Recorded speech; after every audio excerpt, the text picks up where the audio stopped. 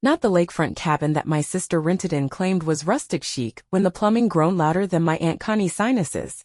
Not the lopsided banner that read "Welcome back, Blackwoods" in Comic Sans, as if our generational dysfunction could be offset with cheap font and duct tape. And definitely not the smell of burger sizzling on the grill, which might have been enough to distract me from the dread curdling in my stomach. If I hadn't just unfolded my personalized reunion shirt and read the words printed across the front in bold white block letters. Biggest disappointment. It was bright pink, of course.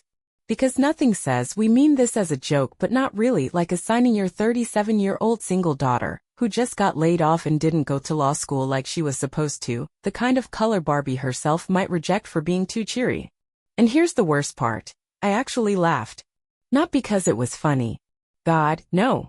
I laughed the way you do when the punchline is your life and all you can do is lean into the absurdity. I held the shirt up like it was some relic unearthed from the ruins of my patience, let the laughter bubble out of me until it was sharp and thin and hollow. Then I slipped it on. Let them see what they made. Every single family member got one, of course.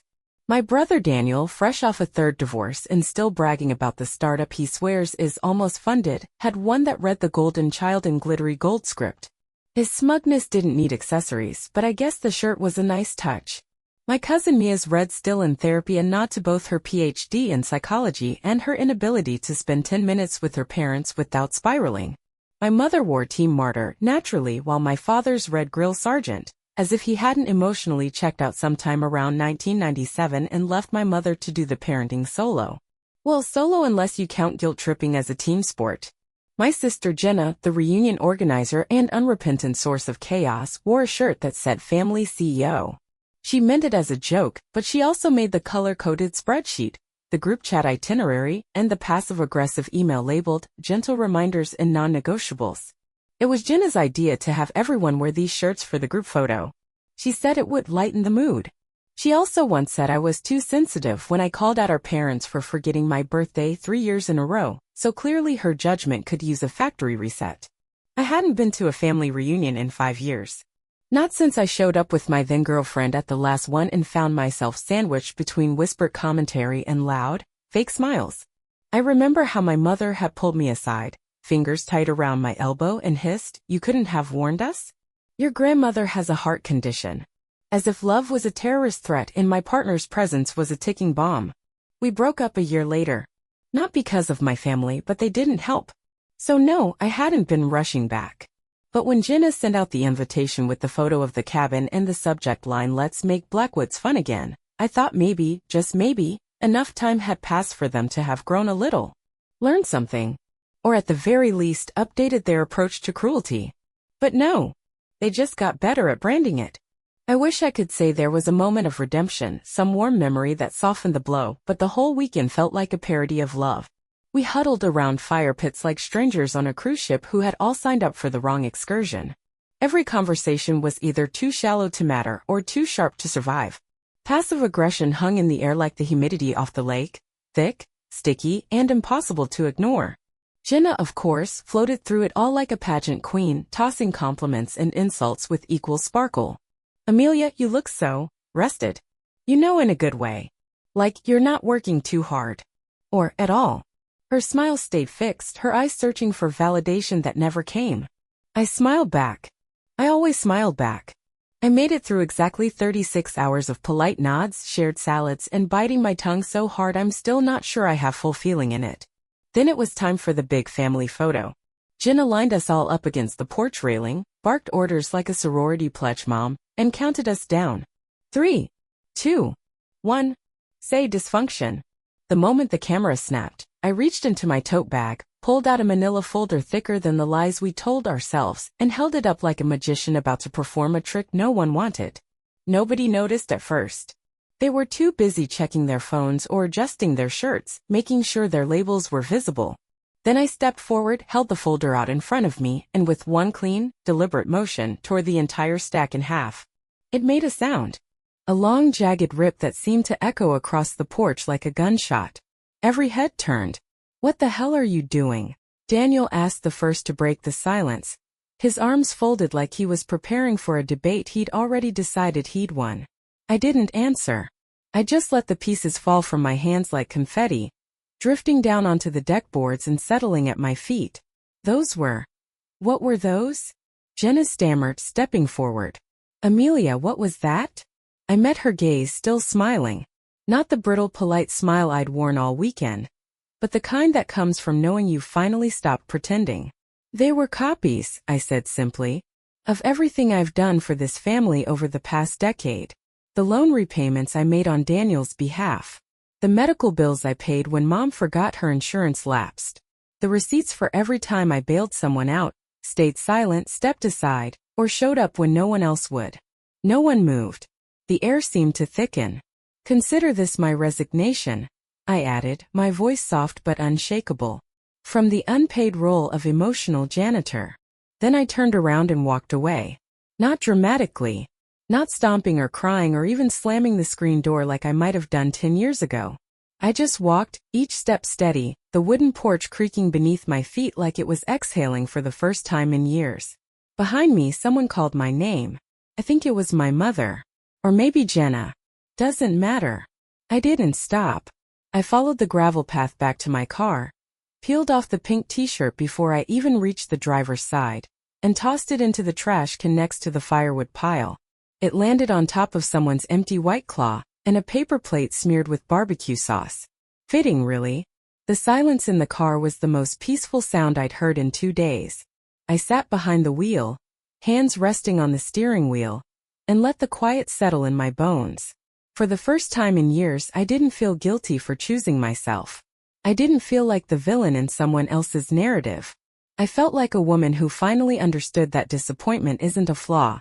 It's a choice. One I was done making for people who never chose me back. As I pulled onto the winding road that led away from the lake, the sky opened up in soft streaks of peach and lavender. The kind of sunset you almost don't notice because you're too busy living inside someone else's expectations. But not tonight. Tonight I watched it. I rolled down the window, let the air wash over my face, and whispered something into the wind that sounded a lot like freedom. It wasn't until the next morning, when the coffee had gone cold and the laughter from the reunion fire pit had faded into sleep-deprived murmurs, that anyone realized what exactly I had left behind. First they joked, of course.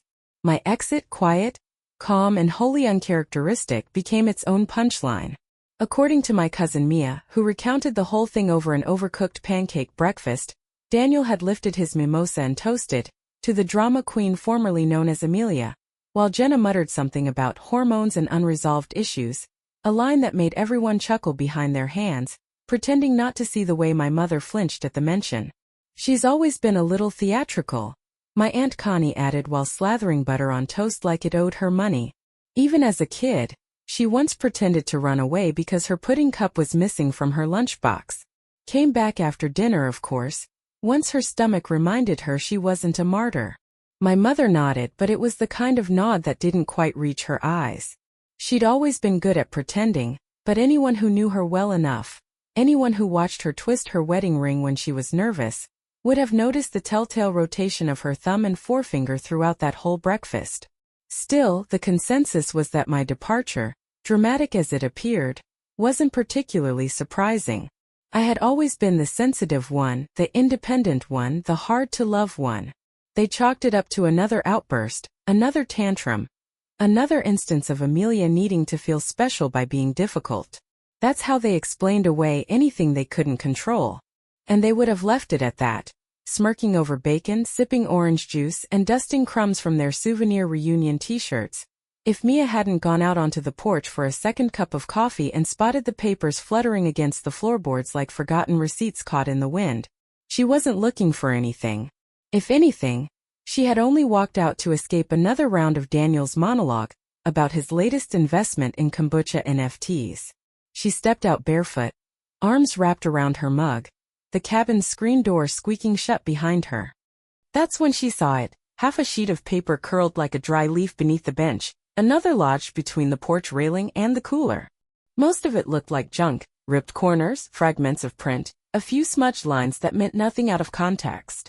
But one particular half-page, crisp and torn cleanly across the middle, had a very distinct letterhead printed in bold serif font, Pennsylvania State Lottery Commission.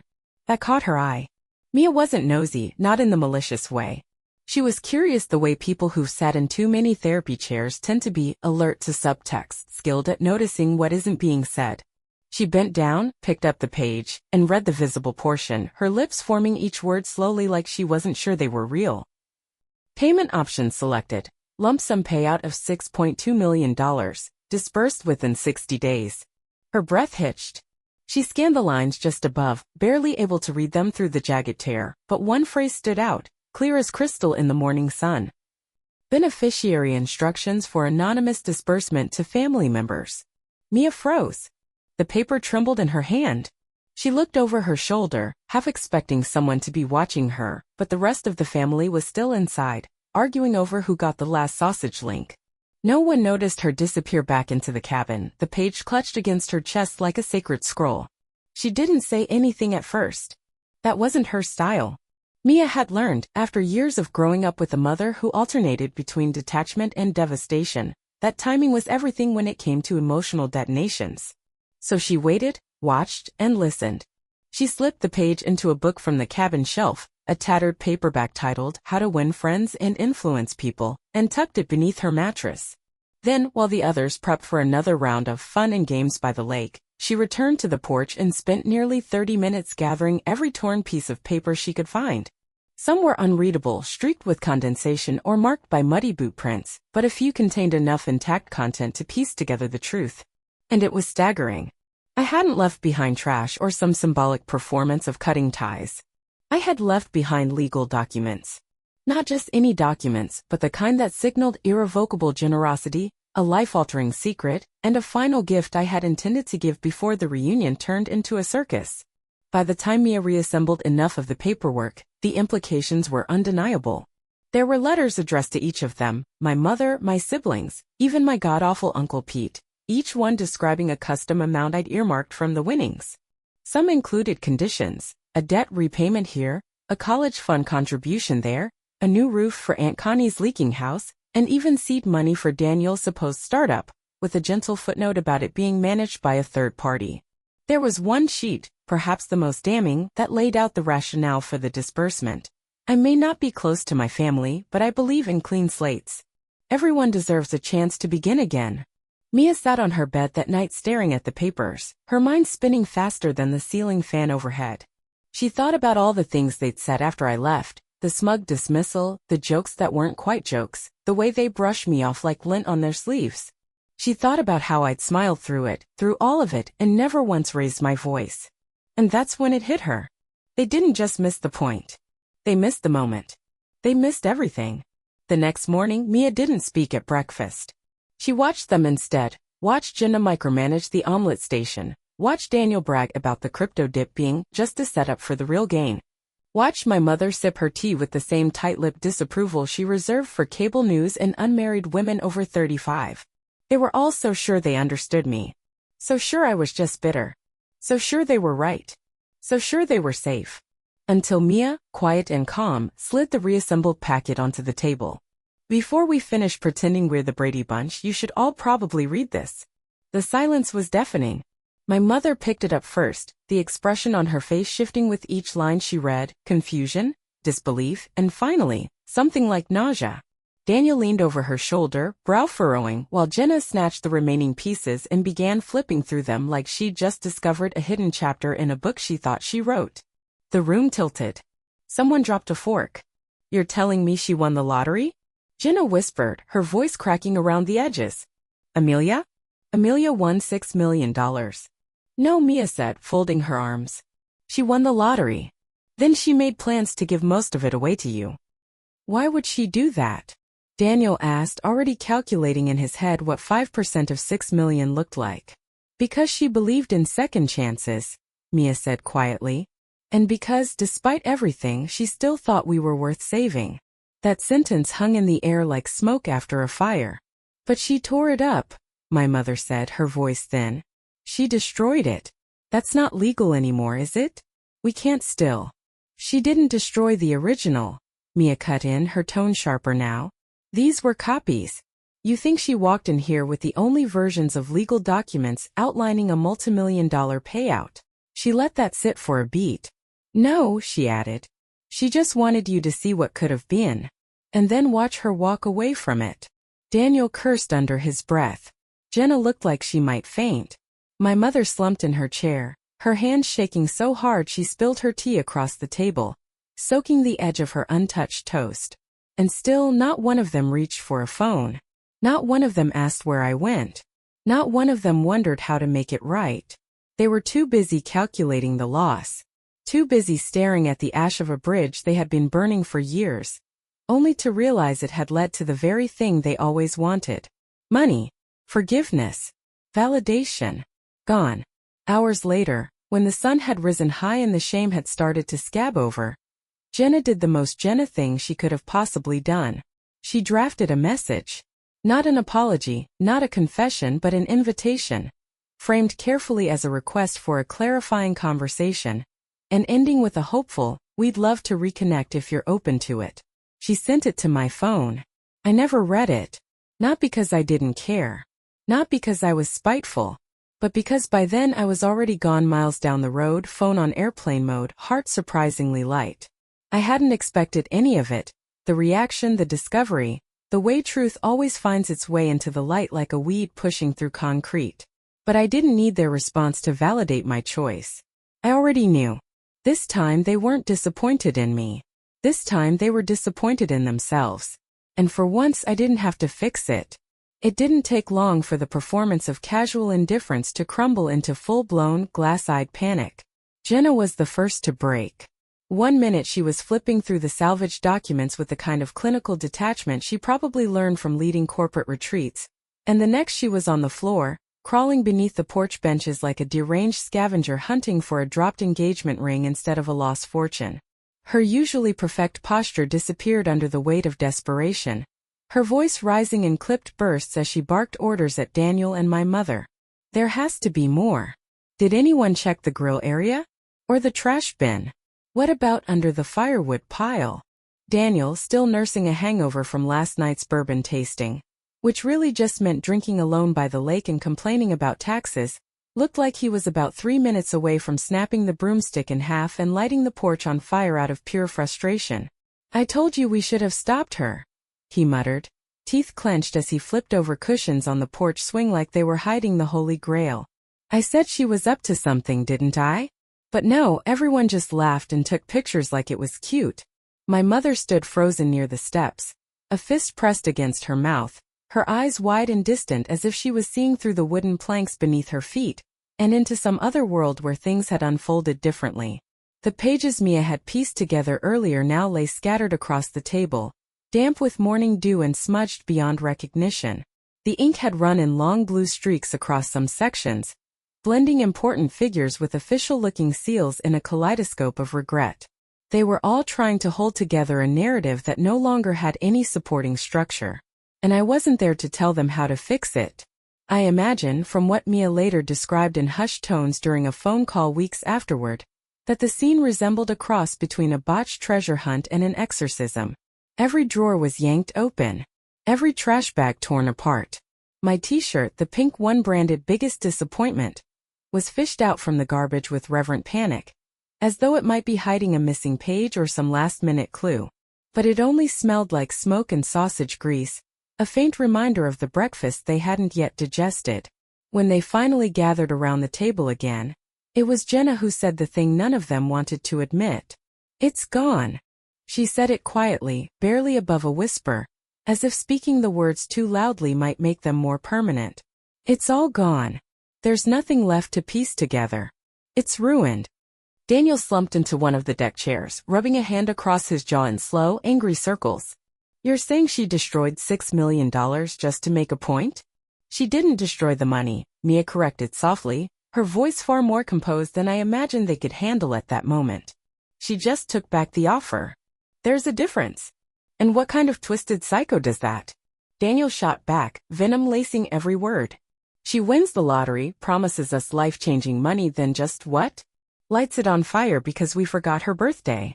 "No," Mia said, looking directly at him, her gaze steady. "Because you forgot her." That distinction landed in the middle of the table like a stone through a stained glass window, shattering every illusion they'd built to justify their own behavior. "And I know my family rather," I know the way they turn from blame like children dodging vegetables on a dinner plate. So I'm certain in that moment, each of them scrambled for some way to reframe the truth, to cast themselves in a more flattering light, to contort reality until it felt palatable again. But it was too late. Because for the first time in our collective, chaotic, and often performative history, the villain of the story had walked away holding the only thing that ever really mattered: the power to choose who she showed up for. I didn't always have that power. In fact, there were years when I believed that love and pain came from the same well, and that loyalty meant letting yourself go thirsty if it meant someone else got to drink. I remember being 17 and coming home from a debate tournament, a blue ribbon tucked into my coat pocket and a head full of quiet pride.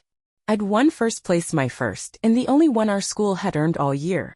I had imagined telling them, imagined the way their faces would light up, maybe even imagined my father standing up from the recliner and clapping. Instead, I walked into the living room to find my mother pacing the hallway with a cordless phone pressed to her ear, her voice tight and annoyed. "Amelia," she said, eyes flicking toward me. "You're late. Did you remember to pick up your brother's soccer jersey from the dry cleaner?" I hadn't. Because no one had told me I was supposed to. And by the time I said I won, she had already turned away, muttering something about priorities and responsibility, her disappointment filling the space where congratulations should have lived. I remember being 24 and helping Jenna plan her wedding. I spent hours folding napkins into perfect lotus shapes, hand-lettering table assignments, organizing spreadsheets with guest RSVPs, meal preferences, and even allergy warnings. I loaned her $3,000 when the florist, unexpectedly, raised their rates, and I never asked for it back. The day of her bridal shower, she introduced me to her in-laws as my sister Amelia, the quiet one. She's single, but we're hoping she meets someone soon. I stood there holding a tray of mini quiches I'd made from scratch and smiled like I hadn't just been turned into a footnote in my own life. Or Daniel's 31st birthday, when he got blackout drunk and knocked over my antique bookshelf during a party I hadn't wanted to host in the first place. I spent 2 days cleaning vomit from the carpets, replacing glass shelves, and comforting him after he sobbed about his ex leaving him for a more stable guy. My thanks came in the form of a Venmo request for half the party's food expenses because you did agree to host, sis. There was the time our father had surgery and I was the one who took 2 weeks off work, sleeping on a cot in his hospital room, making sure he ate and took his medications and went for short walks to regain his strength. My siblings came by twice, each for no more than 15 minutes, bringing nothing but empty coffee cups and stories about how slammed they were at work. Still, when our mother recounted the recovery to her friends, she said, the whole family really pulled together. That's the thing about being the one who always shows up. They start expecting you to. And when you finally don't, when you make the smallest gesture of self-preservation, they call it betrayal. I used to think my silence was a form of strength, that my refusal to fight or cry or ask for more was some noble display of inner peace. But the truth is, silence can also be a wound, one that doesn't bleed until you finally stop pretending it doesn't hurt. I was tired of bleeding alone. Back at the lake house, my mother finally spoke, her voice so brittle it barely cleared the sound of the wind rustling through the trees. She would have done it, she said, almost to herself. Amelia. She wouldn't have gone through all that trouble just to tease us. She had it planned. Daniel stood and walked over to the railing, staring out at the water with the same vacant expression he wore when a business pitch went sideways. You don't just erase $6 million. She didn't erase it, Mia repeated, more firmly this time. She just erased you from it. It was that sentence, I think, that finally cracked something open in my mother. She sat down slowly, pressing her palms against her thighs, staring down at her shoes as if they belonged to someone else entirely. I didn't think she'd leave, she whispered. No matter what happened, Amelia always stayed. She always forgave. She always cleaned up. Mia finished for her, voice low and steady. Silence fell again, heavier this time. It wasn't just about the money anymore. The realization had begun to blossom, poisonous and unrelenting, that the inheritance they'd always assumed, the reliable love of the family's scapegoat, was no longer available. And for the first time in decades, they were going to have to live with the consequences of that loss without an emotional warranty to cover the damage. I wasn't coming back. I didn't say it with fanfare. I didn't post about it on social media. I didn't send a letter explaining my decision or a voicemail softening the blow. I simply let the silence do what it had always done in my life, speak for me. Only this time it wasn't covering pain. It was a declaration. A boundary drawn not in anger but in clarity. Some losses aren't about dollars or deeds. Some losses are about realizing the person you ignored was the one holding everything together. It took them 2 days to start calling. I didn't expect them to wait that long. Honestly, I thought they would have flooded my voicemail the same night I drove away from the lake house, still wearing the sting of betrayal like a second skin and watching the sun dip behind the trees in my rearview mirror. But they didn't call right away. Maybe they didn't know what to say. Or maybe for once, they realized that words wouldn't be enough. The first voicemail came on a Tuesday evening, 2 days after the family reunion had collapsed under the weight of its own artifice. I was in the kitchen, stirring a pot of tomato bisque I had no appetite for, letting the rich scent fill the small apartment that had slowly begun to feel like home again. I had turned off notifications for the family group chat the moment I left the reunion, but my phone still buzzed with voicemails, silent reminders that I was no longer the one chasing validation. I didn't listen to the first message. I didn't even read the transcription. I just watched the notification sit there like a stone on my chest and went back to stirring the soup. But then the second message came. And then a third. And by Thursday afternoon, I had 11 unheard voicemails and 36 unread texts, all from numbers that were once memorized, once sacred, now muted and locked behind layers of hesitation. Jenna's message came first. I could tell even before I played it because the transcription started with her favorite greeting, "Hey hey." She used that same overly bright tone whenever she was trying to downplay a crisis, like the time she spilled wine on her wedding dress and pretended it looked intentional. "Hey hey. So, I'm guessing you're not picking up for a reason and yeah. That's fair. Honestly, I don't even know where to start. I just wanted to say, I need to say I was wrong. Not just about this weekend. About everything. I thought I was being funny with those shirts, you know? I didn't think I didn't think. That's the truth. I didn't think. And now I'm sitting in a house full of people who keep looking at each other like maybe one of us will say something that makes it all better. But you're not here. And that kind of says it all. Call me if you want. Or don't. I get it. I really do. I didn't delete it. I didn't save it either. I just let it hang there, suspended in voicemail purgatory, waiting for my heart to do something with it. Then came Daniel's voice, rougher than I remembered, slurred slightly in the way that only comes after too many beers and a gut full of guilt. "Look, I said some dumb shit, alright? I was mad. You left and you made us look like fools. But that's not why I'm calling. I'm calling because you were right. You've always been right. You carried us, Amelia. You carried this family like it was your job. And we treated you like the intern who forgot to pick up the coffee. I don't know how to say I'm sorry in a way that means anything. But I am. I'm sorry. You deserved more than we ever gave. Hell, you deserved more than we even noticed. Please call me. I need you to know I mean it this time." It was Daniel's message that hit me hardest, not because I believed him entirely, but because there was something in his voice, something stripped bare, something unpracticed, that made me think he'd finally run out of excuses. I kept going. One message at a time. One shaky confession after another. Mia's message was quieter, more careful, like she'd rehearsed it a dozen times and still couldn't get the cadence right. "I think about the moment you walked away and how none of us followed. And I wonder if we all failed the test or if maybe you were just tired of giving us chances. I don't blame you. I just miss you. That's all. I miss you." Even my mother called. Her voice was the last one I expected to hear. Not because I thought she was incapable of regret, but because I knew how much pride had cost her over the years and how stubbornly she paid it.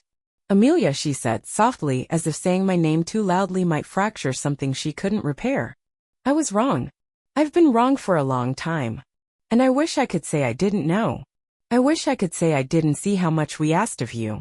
But the truth is, I did. I saw it. I just let myself believe you could handle it. That's what mothers do, isn't it? Tell themselves their children are stronger than they really are so they can keep asking for more. But I asked for too much. I asked for your time, your money, your silence. I asked for your absence to make space for your siblings' messes. And when you needed space, I didn't give it. I filled it with guilt. And shame. And expectations. You were never the disappointment, Amelia. I think I always knew that. I just didn't want to see what that made me." She paused, then let out a breath that cracked somewhere near the end. "If you never speak to me again, I'll understand. But I'll still keep calling." Just in case. After that last message, I turned off my phone completely and let the quiet seep back into my apartment. It's funny the way apologies work. You think you want them, you think you're waiting for them like some mythical key that unlocks healing, but when they finally arrive, they don't land the way you imagine. They don't feel clean. They don't erase anything. They sit there beside the wound and whisper, I can't fix it, but I see it now. And sometimes that's all they can do. For days I did nothing. I didn't respond. I didn't plan to. I told myself that I owed them nothing, and that was still true. But part of me, a part one thought I'd buried under years of silence and obligation, started to stir. Not out of guilt. Not out of duty. But out of the strange, aching truth that I still wanted to believe people could change. I sat on the couch for hours one night, just listening to those voicemails on a loop, staring at the spot on the wall where the paint chipped during a clumsy attempt at hanging shelves. I remembered Daniel helping me hang those shelves. I remembered Jenna stopping by with Thai food after a bad breakup. I remembered my mother wrapping me in a blanket when I got the flu at 17 and whispering, I know I'm hard on you. I just want you to be okay. It wasn't enough to justify what they'd done. But maybe it was enough to believe that they were more than just their worst moments.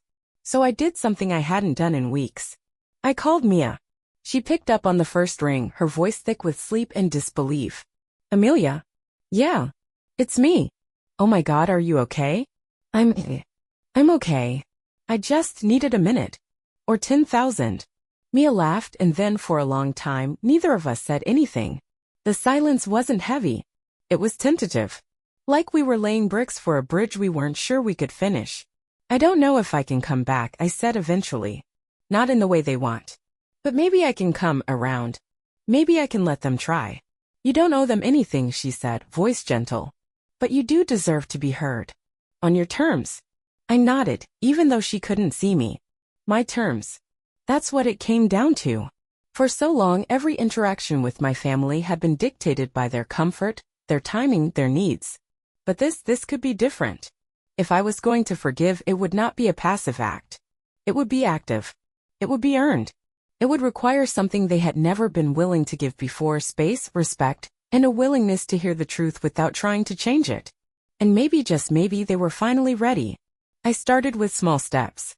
A text to Jenna, I heard your message. Thank you. I'm not ready to talk, but I'm thinking about it. A reply to Daniel, I accept your apology. That doesn't mean things go back to how they were. But I hear you. And finally to my mother, a message I had to retype 3 times before I could send. I need time. But your voice cracked when you said you were sorry. And that mattered more than you'll ever know. None of them responded with demands or explanations. They just said, take all the time you need. And for once I believed them. Forgiveness, I realized, doesn't mean forgetting. It doesn't mean pretending the hurt never happened or inviting people to wound you the same way again. It means choosing, moment by moment, not to let the pain define you. It means holding the broken pieces of history in your hands and deciding which ones are worth gluing back together. The phone rang on a Saturday morning, its shrill tone cutting through the stillness of my apartment with an urgency that somehow felt rehearsed. I had ignored every previous call that week, letting them go straight to voicemail, watching the screen light up with familiar names I still wasn't ready to face. But this time, this single time, I didn't look away. I didn't flinch. I didn't reach for the silent button with the same habitual reflex I'd adopted over the past few months. Instead, I walked slowly across the room, my bare feet pressing softly against the wooden floor, my breath steady, and even as I reached for the receiver. I didn't hesitate. I didn't stall. I didn't allow fear or anger or the quiet echo of disappointment to guide my next words. I pressed the phone to my ear and spoke with a voice that was calm but deliberate, solid but not cold, and fully mine. I'll meet with you, I said, letting the silence that followed settle into the line. But first, let's talk about respect. There was a pause, a sharp intake of breath on the other end, followed by the faint rustle of movement, as if whoever had called hadn't quite expected me to answer, let alone begin with terms. Yes. Yes, of course, came my mother's voice, shakier than I remembered, her words unfolding like a tight knot finally beginning to loosen. We can do that. Thank you for picking up. I didn't offer reassurance and I didn't fill the silence with pleasantries. This wasn't a social call. This wasn't about placating guilt or repairing things for the sake of nostalgia. This was about setting the ground rules for any hope of reconnection. And this time I wasn't going to be the one folding myself into smaller versions just to make others comfortable. I want to be clear about something, I continued, walking to the window and gazing out at the city below, where people carried their coffee and conversations as if nothing seismic had ever ruptured their lives. I'm not coming to make you feel better. I'm not showing up so we can pretend nothing happened. If you want me to be part of your lives again, you're going to have to meet me where I am. Not where I used to be. Yes, my mother said again, her voice raw. You're right. That's fair. Fair. It was such a small word for something I had gone without for so long. We agreed to meet the next day, neutral ground, not someone's kitchen table where the air was too thick with history to breathe properly. I chose a cafe downtown that I used to visit during my lunch breaks, the kind of place with wide windows, soft lighting, and seating that didn't force you too close or too far. It had the right energy. Warm but with boundaries. When I arrived, I wasn't surprised to find Jenna already seated, her hands wrapped tightly around a ceramic mug like it was the only thing anchoring her to the present. Her expression lifted slightly when she saw me, but she didn't rise. She knew, or at least I hoped she did, that this wasn't the kind of reunion that called for grand gestures. Daniel arrived next, walking in with his usual shoulder-slung confidence, though it faltered the moment his eyes met mine. He gave a stiff nod and sat without a word. That alone told me he was trying. And then my mother walked in, wearing a navy blue sweater I hadn't seen since college, the one she used to wear when she sat up late reading alone, back before things became what they became. Her eyes found mine across the room, and for a second, neither of us moved. Then, slowly, she came over and sat down, folding her hands in her lap like a child unsure of whether she deserved to be at the adult table. We sat in silence for a moment too long. I let it linger. Before we say anything else, I began, my voice even and clear. I need you all to understand something. I'm not here for closure. I'm not here to play mediator, therapist, or the family glue stick anymore. I'm here because I'm open to connection. But connection doesn't come before respect. Respect is the starting point. Jenna nodded, her face pale but her eyes focused. We hear you. Honestly, I don't think we ever listened before, not really. Daniel leaned forward, elbows on the table, his gaze fixed on the wood grain. I keep playing that moment back in my head, he said. When you tore those papers up. I thought it was petty at first. I thought you were being dramatic. But now I realize it wasn't about the money at all. It was about being heard. About being seen. You were holding a mirror up to us and we didn't like what we saw. I didn't respond right away. I didn't need to. My mother cleared her throat and then spoke so quietly I almost missed the first few words. I raised you to be strong, she said, her eyes not leaving her folded hands. But I didn't raise you to be free. And I see that now. I see how I leaned on your strength until it wasn't strength anymore. Until it was silence. Until it was resentment. You became the backbone of a family that never remembered to ask if you were tired of holding it all. Her voice cracked then, and she looked up. You said something through your actions that I haven't stopped thinking about. You said no without needing to explain it. And I want you to know, that was the most powerful thing I've ever seen you do. I felt the emotion swell inside me like a tide, but I held it steady. I had cried too many times in private. This moment wasn't about release. It was about repair. I appreciate the honesty, I said carefully. But this isn't something we fix with a conversation and a few apologies. This will take time. Real time. Not performative guilt or quick promises. And it will take effort on your part. You can't keep asking me to be the one who carries the emotional labor. They all nodded. And I need to know, I continued, that you understand this. Forgiveness doesn't mean access. Forgiveness doesn't mean things go back to what they were. Forgiveness means I'm letting go of the anger for my own peace. Whether you earn back my trust is something else entirely. Jenna blinked rapidly and reached into her bag, pulling out a folded envelope. She slid it across the table, her fingers trembling slightly. This isn't money, she said quickly, as if anticipating my suspicion. It's a letter. Just something I wrote after the reunion. I wasn't sure if I'd give it to you, but I wanted you to have it. You don't have to read it now. I took it and slipped it into my coat pocket without a word. Daniel scratched the back of his neck. I canceled the launch of that startup, he said, surprising all of us. I realized I was about to ask people to believe in a company when I hadn't even learned how to be reliable myself. I've started working part-time at a youth shelter. Nothing major. Just helping with repairs and mentoring. I don't know why I'm telling you this. I guess I want you to know I'm trying to be someone worth believing in. I looked at him, really looked, and for the first time in years I didn't feel a surge of cynicism rise in my throat. There was humility in his voice I had never heard before. And for once he wasn't bragging, he was just sharing. Then my mother reached into her purse and pulled out a small photo, one I hadn't seen in years. It was of me at 7 years old, standing in the backyard with mud-streaked overalls and a determined expression, clutching a worm like it was a trophy. I found this in an old photo album, she said, placing it on the table between us. And I realized I used to admire how fearless you were. Somewhere along the way, I started resenting it. Because you didn't need me in the way I understood. And instead of learning to meet you where you were, I tried to shrink you into something I could manage. There it was again, that quiet, raw truth. The kind that didn't ask for forgiveness but simply offered accountability. And strangely, it didn't feel like a ploy. It didn't feel like manipulation. It felt like a beginning. We talked for another hour about boundaries, about expectations, about the kind of relationship I was willing to build and the ones I wasn't ready to. I didn't promise holidays. I didn't promise phone calls every week. But I did agree to meet again. To give them a chance not to erase the past but to create a new future. Later that night, I returned home and pulled the letter Jenna had given me from my coat pocket. I unfolded it carefully, expecting platitudes or justifications. Instead, I found something else.